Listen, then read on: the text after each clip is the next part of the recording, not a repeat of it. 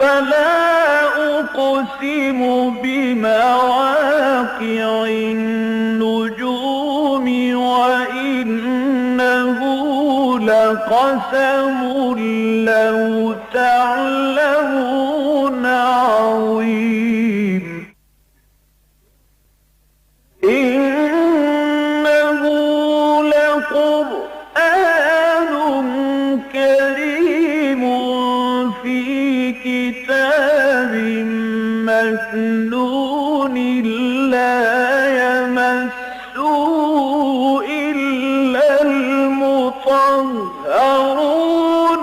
تنزيل من رب العالمين.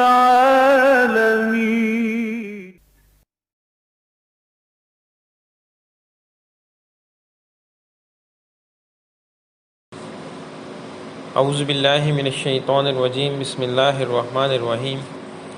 فقاتل فی سبیل اللہ لا تکلف الا نفسک وحرض المؤمنین عسى اللہ ان یکف باس الذین کفروا واللہ اشد باسا واشد تنکیلا من یشفع شفاعۃ حسنۃ یکن لہ نصیب منہا ومن یشفع شفاعۃ سیئۃ یکن لہ کفل منہا وکان اللہ علی کل شیء مقیتا وَإِذَا حَيْتُمْ بِتَحِيَّةٍ فَحَيُّوا بِأَحْسَنَ مِنْهَا أَوْ رُدُّوهَا إِنَّ اللَّهَ كَانَ عَلَى كُلِّ شَيْءٍ حَسِيبًا اللَّهُ لَا إِلَهَ إِلَّا هُوَ لَا يَجْمَعَنَّكُمْ إِلَى يَوْمِ الْقِيَامَةِ لَا رَيْبَ فِيهِ وَمَنْ أَصْدَقُ مِنَ اللَّهِ حَدِيثًا صدق اللہ العظیم۔ سورۃ النساء کی ہم نے 4 آیات کی تلاوت کی ہے، آیت نمبر 84 سے لے کر آیت نمبر 87 تک۔ جیسا کہ آپ کے علم میں ہے کہ جو ہم آج کل آیات پڑھ رہے ہیں وہ منافقین کے متعلق ہے۔ آج کے ہمارے سبق کی جو پہلی آیت ہے وہ اسی موضوع سے تعلق رکھتی ہے، لیکن جو اگلی 3 آیات ہیں ان کا موضوع الگ ہے۔ ان میں سے جو پہلی 2 آیات ہیں وہ تعلق رکھتی ہیں ہمارے روزمرہ زندگی کے معاملات سے، ہماری سوسائٹی کے ساتھ، معاشرے کے ساتھ، کیونکہ سورۃ النساء کے اندر آغاز میں آپ کو بتا چکا ہوں کہ زیادہ تر جو معاملات ہیں وہ سوسائٹی کے ساتھ ہے، کہ ایک شخص کو معاشرے میں رہنا کیسے ہے، حقوق ادا کیسے کرنے ہیں لوگوں کے۔ تو پہلی آیت میں اللہ پاک فرما رہے ہیں جو منافقین کے متعلق ہے، فقاتل فی سبیل اللہ، پس آپ اللہ کے راستے میں قتال کریں، لا تکلف الا نفسک، آپ اپنی جان کے سوا کسی دوسرے کے مکلف نہیں۔ اگر یہ لوگ آپ کی دعوت پر قتال میں شریک نہیں ہوتے ان کو چھوڑ دیجیے، پرواہ نہ کریے، آپ صرف اپنی جان کے ذمہ دار ہیں، اپنے نفس کے ذمہ دار ہیں، آپ سے آپ کے علاوہ کسی اور کی پوچھ گچھ نہیں کی جائے گی۔ وحرض المؤمنین، اور آپ مومن لوگوں کو دعوت دیں کہ وہ آپ کے ساتھ شریک ہوں۔ اگر یہ منافق لوگ آپ کے ساتھ نہیں چلتے ان کو دفع کریں، ان کو ان کے حال پر چھوڑ دیں۔ عسیٰ اللہ ان یکف باس الذین کفروا، قریب ہے کہ اللہ کافروں کی جنگ کو روک دے۔ یہ لوگ اس وجہ سے شامل نہیں ہونا چاہ رہے کہ ہم میدان میں اتریں گے تو قتل ہو جائیں گے، ہماری موت واقع ہو جائے گی، ہماری زمین جائیداد خالی رہ جائے گی، بیوی بچے یتیم رہ جائیں گے، تو عین ممکن ہے کہ اللہ پاک جنگ کو ہونے ہی نہ دے، عین ممکن ہے کہ دونوں فوجیں آمنے سامنے ہو جائیں، ایسے حالات پیدا کر دے کہ کوئی جنگ نہ ہی ہو۔ عین ممکن ہے کہ کفار لوگ ڈر کی وجہ سے بھاگ جائیں اور اس کی وجہ سے بھی جنگ نہ ہو۔ واللہ اشد باسن، اور اللہ کی ذات بہت دبدبے والی ہے، اللہ کی ذات بہت سخت قسم کی جنگ لڑنے والی ہے، وہ اشد تنکیلا، اور انتہائی سخت سزا دینے والی ہے۔ من یشفع شفاعۃ حسنۃ، جو تم میں سے اچھی سفارش کرے گا، یکن لہ نصیب منہا، تو اسے اس میں سے حصہ دیا جائے گا۔ ومن یشفع شفاعۃ سیئۃ، اور جو تم میں سے بری سفارش کرے گا، یکن لہ کفل منہا، اسے بھی اس میں سے حصہ دیا جائے گا۔ اب یہ ہماری روزمرہ زندگی کے ساتھ تعلق رکھتی ہے کہ ہمارے معاشرے میں کسی نہ کسی کو کوئی نہ کوئی کام ضرور ہوتا ہے، اور ایسے احباب ہوتے ہیں جو کہ اس کی کوئی نہ کوئی مدد کر سکتے ہیں۔ تو اللہ پاک فرما رہے ہیں کہ جو تم میں سے کسی نیک معاملے میں کسی کی سفارش کرے گا، اسے اس میں سے ثواب دیا جائے گا، حصہ دیا جائے گا۔ اور جو شخص کسی برے معاملے میں اس کی سفارش کرتا ہے، چور کی سفارش کر رہا ہے، کوئی قتل میں ملوث ہے تو اس کی سفارش کر رہا ہے، پتہ ہے کہ یہ شخص مجرم ہے، یہ شخص گناہ کا کام کرنے جا رہا ہے، ایسے معاملات میں اگر اس کی سفارش کی جائے گی تو اسے تو گناہ ملے گا ہی ملے گا، جو بندہ سفارش کر رہا ہے وہ بھی اس گناہ کا حصے دار ہے، اور نیک معاملات میں بھی جو سفارش کرے گا اسے اس کا ثواب ملے گا۔ اب یہ صرف یہاں تک محدود نہیں ہے، کوئی بھی نیک کام کی آپ دعوت دیتے ہیں تو اس میں آپ کو ثواب ملے گا۔ کسی کو یہ کہنا کہ چلو اور نماز پڑھنے چلتے ہیں، اگر وہ نماز پڑھنے جائے تو آپ کو ثواب ملے گا، لیکن اگر وہ نماز پڑھنے نہیں جائے تو آپ کی دعوت کی وجہ سے آپ کو ضرور ثواب مل جائے گا۔ اسی طرح سے اگر آپ کسی کو کوئی برے کام کا کہتے ہیں کرنے کے لیے، اگر تو وہ گیا تو اسے بھی گناہ اور آپ کو بھی گناہ، لیکن اگر وہ نہیں گیا تو اسے تو گناہ نہیں ملے گا کیونکہ اس نے اس کام کو ایگزیکیوٹ نہیں کیا، لیکن آپ کا ارادہ تھا کہ یہ برا کام کرے، اسے دعوت دی، تو اس دعوت دینے کے نتیجے میں آپ کے کھاتے میں گناہ ضرور آ جائے گا۔ وَقَانَ اللَّهُ عَلَىٰ كُلِّ شَيْءٍ مُقِیتًا، اور اللہ ہر چیز پر قدرت رکھنے والا ہے۔ ثواب کس کو دینا ہے؟ اللہ قدرت رکھنے والا ہے۔ گناہ کس کے کھاتے میں جائے گا؟ وہ اس کے اپنے اعمال کی وجہ سے ہی جائے گا، تو اللہ کی ذات ہر چیز پر قدرت رکھنے والی ہے۔ وَإِذَا حُيِّتُم بِتَحِيَّةٍ فَحَيُّوا بِأَحْسَنَ مِنْهَا أَوْ رُدُّوهَا، اگر تمہیں کوئی دعا دے تو اس سے بہتر دعا اسے دو، اور اگر ایسا نہیں کر سکتے تو کم سے کم اس کے برابر اسے لوٹا دو۔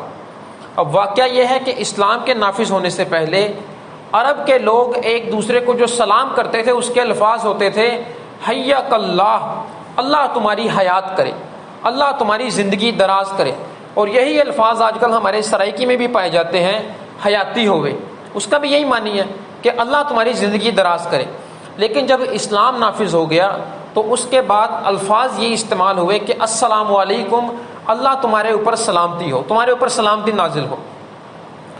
تو اللہ پاک فرمانے ہیں کہ اگر تمہیں کوئی دعا دے تو تمہارے لیے لازم ہے کہ تم اس سے اچھی دعا اسے دو، لیکن اگر ایسا نہیں کر سکتے تو کم سے کم اتنی تو اسے ضرور لوٹا دو جتنا کہ اس نے کہا ہے۔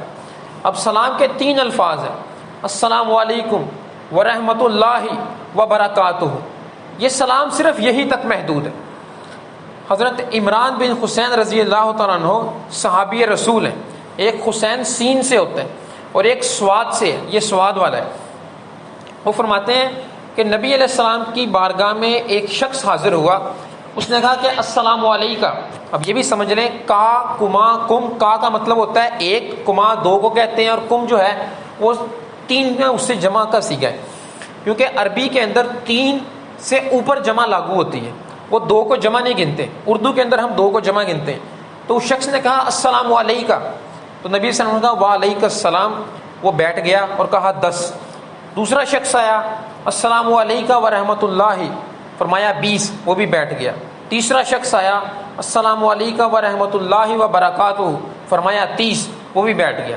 تو ثابت یہ ہوا کہ جو شخص السلام علیکم کہتا ہے اسے 10 نیکیاں، جو برکاتہ ساتھ شامل کرتا ہے، ورحمۃ اللہ شامل کرتا ہے 20 نیکیاں، اور جو تینوں الفاظ وہ برکاتہ تک جاتا ہے اسے 30 نیکیاں ملتی ہیں۔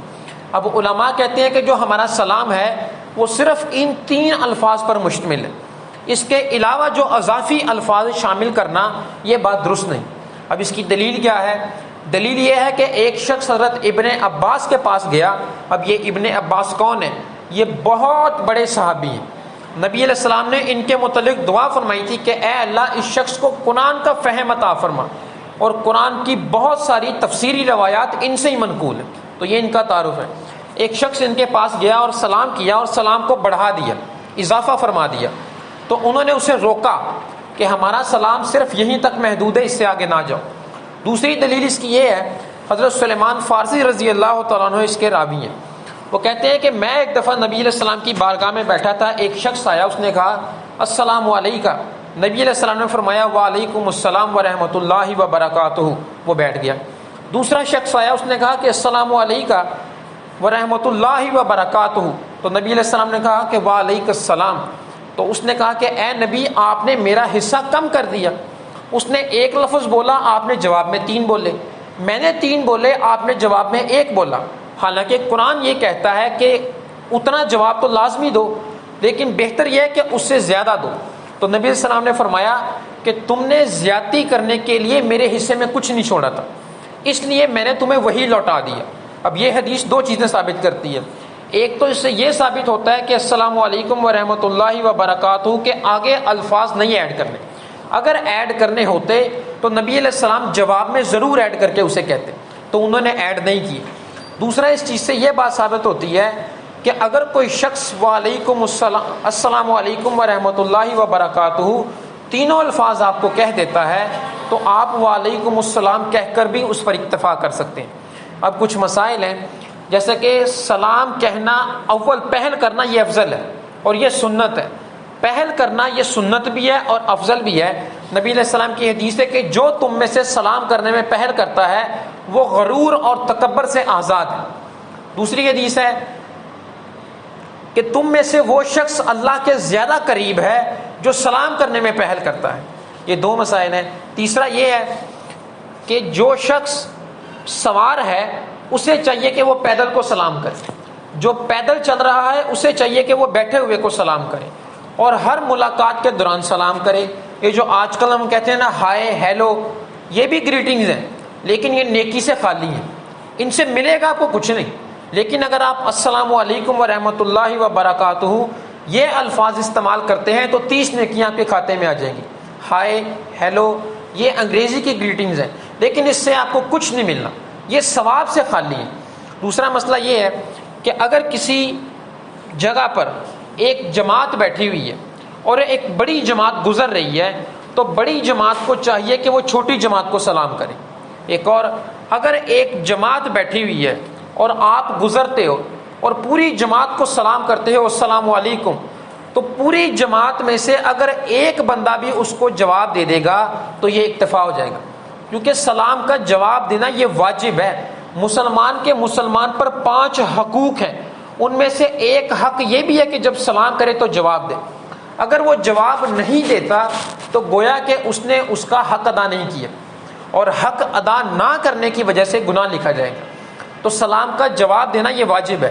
اگر پوری جماعت میں سے ایک بندہ بھی جواب دے دے گا تو فرض کفایہ ادا ہو جائے گا۔ یہ سلام کا جواب دینا جماعت کے لیے فرض کفایہ ہے۔ فرض کفایہ کا مطلب ہوتا ہے کہ پوری جماعت میں سے اگر ایک بندہ بھی وہ کام کر لے تو ہو جائے گا۔ نماز جنازہ بھی فرض کفایہ ہے، اگر کوئی بھی ادا نہیں کرتا تو سارے کے سارے لوگ گنہگار شمار کیے جائیں گے۔ اعتکاف پر بیٹھنا بھی فرض کفایہ ہے، اگر رمضان کے آخری عشر میں کوئی شخص اعتکاف پر نہیں بیٹھتا تو پورا محلہ اور پوری بستی جو ہے وہ گنہگار شمار ہوگی، لیکن اس میں سے اگر چند لوگ بیٹھ جاتے ہیں تو پوری بستی کی طرف سے وہ فرض کفایہ ادا ہو جائے گا۔ بالکل ایسے ہی سلام کا جواب دینا بھی فرض کفایہ ہے۔ لیکن اگر کوئی شخص اس جماعت میں سے کسی خاص بندے کو ٹارگٹ کر کے سلام کہتا ہے، جیسے کہ آپ سب لوگ یہاں کھڑے ہو، میں اسپیشلی کسی ایک بندے کو ٹارگٹ کر کے کہتا ہوں شفیق صاحب السلام علیکم، اب ایسی صورت میں شفیق صاحب کے اوپر مجھے جواب دینا لازم ہے، آپ کے اوپر نہیں ہے۔ لیکن اگر میں اوورآل کہتا ہوں تو آپ میں سے کوئی ایک بندہ مجھے جواب دے دے گا تو یہ اکتفا کر جائے گا، لیکن اگر کوئی بھی نہیں دے گا تو وہ پوری جماعت گنہگار گنی جائے گی۔ ان اللہ، بے شک اللہ، کانا علی کل شیء حسیبا، ہر چیز کا حساب لینے والا ہے۔ کس نے سلام کیا نیکیاں ہوں گی، کس نے سلام نہیں کیا گناہ ہوگا، کیوں نہیں کیا، میں جی فلاں چیز میں تھا یہ وہ۔ تو بعض اوقات کوئی لوگ غرور کی وجہ سے بھی سلام نہیں کرتے کہ جی مجھے میرے ملازم نے سلام کیا ہے میں کیوں جواب دوں، مجھ سے چھوٹے گریڈ کا افسر تھا میں کیوں جواب دوں۔ تو اس طرح کی جو حرکات کریں گے ان کا حساب بڑی سختی سے ہوگا، گویا کہ وہ غرور کی علامت ہے۔ آخری آیت ہے ہمارے سبق کی اور یہ بہت جامع آیت ہے۔ اللہ لا الہ الا ہو، اللہ کے سوا کوئی عبادت کے لائق نہیں، اللہ کے سوا کوئی بھی الہ نہیں۔ اب عبادت کی 3 اقسام ہیں، پہلے بھی میں آپ سے عرض کر چکا ہوں۔ پہلی عبادت جو ہے وہ بدنی عبادت ہے، دوسری عبادت کی جو قسم ہے وہ مالی عبادت ہے، اور تیسری عبادت کی جو قسم ہے وہ ہے قولی عبادت، زبان سے کچھ کہنا۔ اللہ کے سوا کوئی بھی بدنی عبادت کے لائق نہیں، اللہ کے سوا کوئی بھی مالی عبادت کے لائق نہیں، اور یہ جو نظر و نیاز دینا ہے یہ بھی عبادت ہے۔ یہ بھی آپ اللہ کے سوا کسی اور کے نام کی نظر و نیاز نہیں دے سکتے۔ اگر دی جا رہی ہے تو گویا کہ اس کی عبادت ہو رہی ہے، اور مالی طور پر بھی کسی اور کی عبادت کرنا یہ شرک کے زمرے میں آئے گی۔ تیسری جو چیز ہے وہ ہے قولی طور پر عبادت کرنا۔ قولی طور پر عبادت کرنے سے مراد ہے کہ زبان سے کچھ کہنا، اور دعا جو کرتے ہیں ہم لوگ یہ بھی عبادت ہے۔ اللہ کو چھوڑ کر کسی بھی اور سے دعا نہیں کی جا سکتی، صرف اور صرف یہ اللہ کی ذات ہے جو غائبانہ طور پر اپنی مخلوق کی پکار سنتی ہے اور اس کی مدد کرنے کی قدرت رکھتی ہے۔ اس کے علاوہ کوئی ایسا نہیں جو غائبانہ طور پر اپنی مخلوق کی پکار کو سنے اور ان کی مدد کرنے کی طاقت رکھتا ہو۔ لیکن اگر کسی شخص کا یہ نظریہ ہے کہ میں جسے پکار رہا ہوں میں اسے نہیں دیکھ رہا لیکن وہ مجھے دیکھ رہا ہے، میں اسے نہیں سن پاتا لیکن وہ مجھے سن سکتا ہے اور میری پکار کا جواب دے سکتا ہے، اللہ کے سوا اگر کسی کا یہ کنسیپٹ ہے تو وہ شخص مشرک ہے اور اس کی سزا بہت سخت ہے۔ تو چاہے وہ مالی عبادت ہے، بدنی عبادت ہے، یا کوئی قولی عبادت ہے، اللہ لا الہ الا ہو، اللہ کے سوا کوئی عبادت کے لائق نہیں۔ یہ اس آیت کا پہلا حصہ ہے۔ دوسرا حصہ، لا یجمعنکم، وہ تمہیں ضرور جمع کرے گا۔ جمع کرنا فعل ہے، انگریزی میں ہم اسے ورب کے نام سے جانتے ہیں، اور عربی کا قاعدہ یہ ہے کہ جب کسی فعل کے شروع پر لام کے اوپر زبر آتی ہے نا، لا، ایک ہوتا ہے لام الف لا، اس کا مطلب ہوتا ہے نیگیٹو، نہیں، یہ وہ نہیں ہے، یہ فعل کے پیچھے فوراً سے لام کے اوپر زبر ہے۔ عربی کا رول یہ ہے کہ جب کسی فعل کے پیچھے لام کے اوپر ضرب لگتی ہے تو اس فعل کے اندر انتہائی شدت اور زور پیدا ہو جاتا ہے، بہت بڑی تاکید پیدا ہو جاتی ہے۔ اب ترجمہ آپ لوگوں نے کرنا ہے، لا یجمعنکم، وہ تمہیں ضرور جمع کرے گا۔ کم کا مطلب ہے تم سب کو، کا مطلب ہے تم ایک، کما کا مطلب ہے تم دو، اور کم کا مطلب ہوتا ہے تم سب کو۔ اب ترجمہ کریں، لا یجمعنکم، وہ تمہیں ضرور جمع کرے گا، الی یوم القیامتی، قیامت کے دن کی طرف۔ اب اس جملے میں زور دیکھیں کتنا ہے، لا ریب فیہ، اور اس میں کوئی شک نہیں۔ یہ مزید اللہ پاک نے تاکید فرما دی کہ دنیا میں جو مرضی کرتے رہو، یہ تمہاری بہت بڑی بھول ہے کہ تمہیں یہ لگتا ہو کہ میں جو مرضی کرتا پھروں، مرنے کے بعد زندگی کوئی نہیں، مرنے کے بعد یہ ہڈیاں ختم ہو جائیں گی، گوشت ختم ہو جائے گا، کس نے دیکھی ہے قیامت ہونی ہے کہ نہیں ہونی، کری جاؤ جو مرضی کرنا ہے۔ لا یجمعنکم، وہ تمہیں ضرور جمع کرے گا، الی یوم القیامتی، قیامت کے دن کی طرف، لا ریب فیہ، اور اس بات میں کوئی شک نہیں، مجھے نہیں پتا کہ میری موت کب واقع ہونی ہے، ایک دن بعد، 2 دن بعد، 10 دن بعد، سال بعد، اگلے لمحے، کسی کو کوئی پتہ نہیں۔ اور ہم میں سے کسی کو یہ بھی نہیں پتا کہ ہمیں کفن بھی نصیب ہونا ہے کہ نہیں ہونا، ہمیں یہ نہیں پتا کہ میری موت سمندر میں ہوگی، زمین کی خشکی پر ہوگی، یا کہیں آسمان میں مر جاؤں گا، ہمیں نہیں پتا۔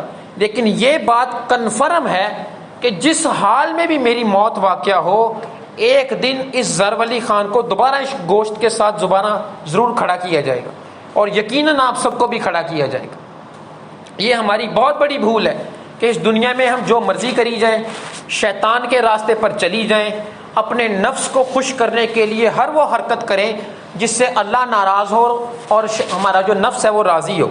تو یہ بھی گویا کہ آپ اپنے نفس کی عبادت کر رہے ہو۔ جزوی طور پر عبادت کوئی عبادت نہیں ہے۔ اگر اللہ پاک نے آپ کو 10 احکامات دیے ہیں اور ان میں سے 7 احکامات آپ فالو کر رہے ہیں اور 3 احکامات کو آپ فالو نہیں کر رہے کہ یار وہ بڑے مشکل ہیں، مجھ سے ہوتے نہیں ہیں، میرا نفس جو ہے وہ مانتا نہیں ہے، تو گویا کہ آپ جو 7 فالو کر رہے ہیں وہ اللہ کے لیے فالو نہیں کر رہے، وہ بھی آپ اپنے نفس کے لیے فالو کر رہے ہیں۔ کیوں؟ کیونکہ نفس میں اسے آسانی ہے۔ 3 جو آپ چھوڑ رہے ہو اس میں نفس کو مشکل ہے، تو یہ اللہ کی تو نہ ہوئی۔ اللہ کے لیے تو یہ ہوتا کہ ان 10 کے 10 کے اوپر آپ کھڑے ہو جاتے، لیکن آپ ان 7 کو کر رہے ہو، 3 کو چھوڑ رہے ہو، تو یہ بھی آپ اس نفس کی پیروی کر رہے ہو، کیونکہ اس میں اسے خوشی مل رہی ہے، آسانی مل رہی ہے۔